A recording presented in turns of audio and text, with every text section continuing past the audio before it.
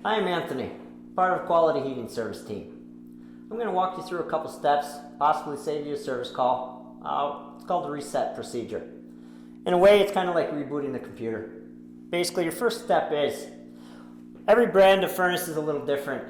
I want you to find out if you've got a diagnostic light, because once you reset it, that light might disappear. On this particular brand, which is York, you've got a little sight glass right here that you can look through. You're going to have a flashing light if you're having a problem with your furnace. You might have to look at different angles to look at that light. It could be red, yellow, green. Again, it just depends on the brand of the furnace.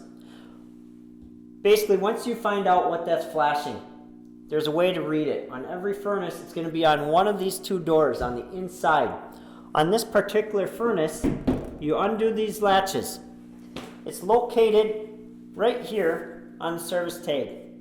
It says diagnostic fault codes, and each one of them is read a little differently. There will be a number of flashes, a code, more or less. Once you figure that out, you've got the code, you can give us a call if it doesn't reset. We might be able to help you over the phone. Could be as simple as a plug filter.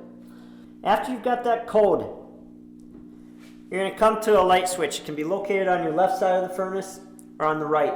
This happens to be on the right side.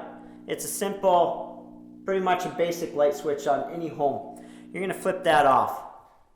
Once it's off, you've pretty much rebooted the computer inside of it. Count to 3. 1, 2, 3.